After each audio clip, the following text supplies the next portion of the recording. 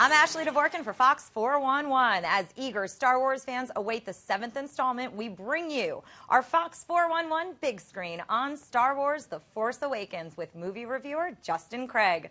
Justin, let's do it. Now that you've seen the film, the first few words that come to mind.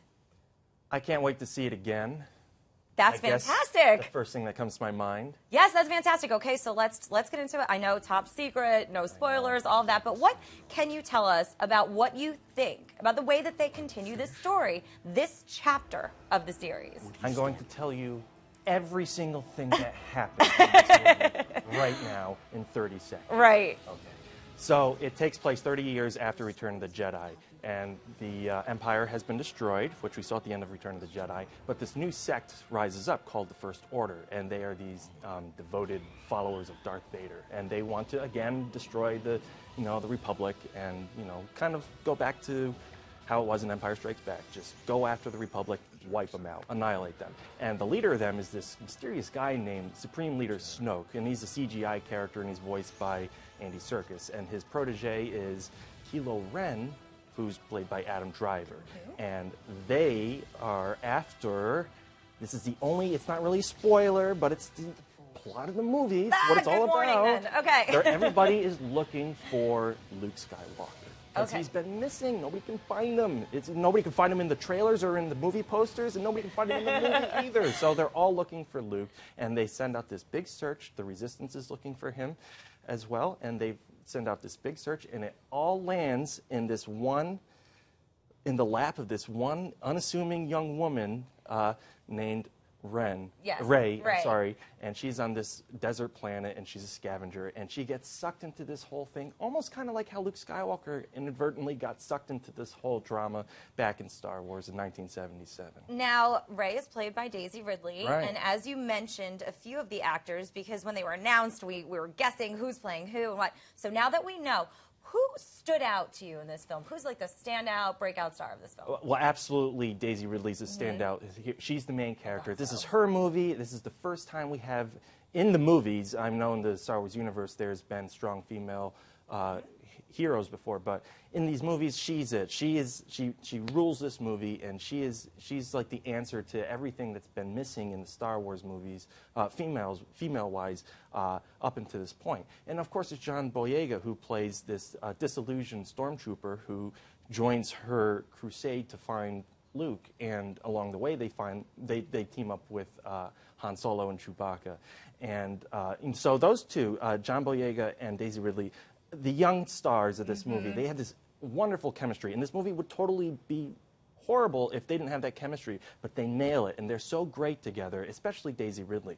But I mean, I grew up with the original movies, and I love Han Solo, and it was like being in a dream, watching Han Solo again, Harrison Ford on camera as Han Solo running around with those great one-liners. Oh, God, he just throws them out there, and he and Chewbacca had this great rapport, and even Chewbacca's hilarious in this. Oh, it's just so great to see Harrison Ford again as Han Solo. So to me, I mean, to the younger people, I know they're all going to love the new characters, but to me, my heart is with Han Solo. Well, this kind of leads to my next question, because that's all part of it, mixing the new and the nostalgia. That is part of the job of director and writer J.J. Abrams. Right. The pressure was on for him. So how do you think he did taking on this? So he did a great job. He did a great job as a director because he brought in all the practical effects. So there's CGI in it, but it's not heavy like it was in the prequels, where it felt like you're like swimming in a soup.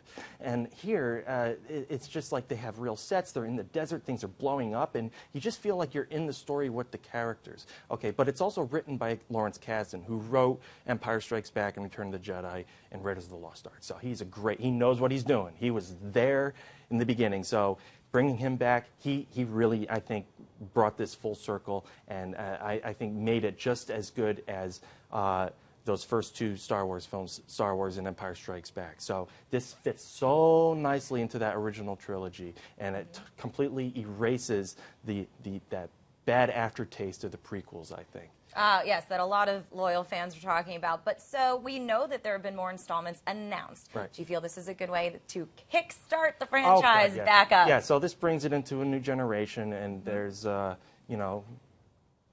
sets it up for more movies, and I just cannot wait to see what happens. But another thing I want to say before we close is that John Williams came back, and John Williams is, I think, the heart of all the Star Wars movies. He's done the score to all Star Wars movies, and he has created a completely new original score. There's some of the themes from the originals, just minor in there, but this is all new, and he did such a brilliant job of creating new themes, and I think they're going to be memorable themes, and it's just so great to hear John Williams back in this, and I think this would not be a true Star Wars movie without him, so to have John Williams back here is just priceless. Sure. So I absolutely recommend this. I loved it. I can't wait to see it again. I'm sure that's what Disney wants to hear. Yeah. They want to hear everybody say, I can't wait to see it again. I'm going to go buy all the toys now. All right, and I know we're almost out of time, but just really quickly, loyal fans and those kind of new to the franchise can enjoy. Do you feel that? Absolutely. I mean, even if you don't know every single thing about the Star Wars universe, I know I had a lot of people ask me that. If I don't know everything, can I still yes, go to absolutely, this new one because and the core enjoy it? characters are all brand new. So people that are unfamiliar with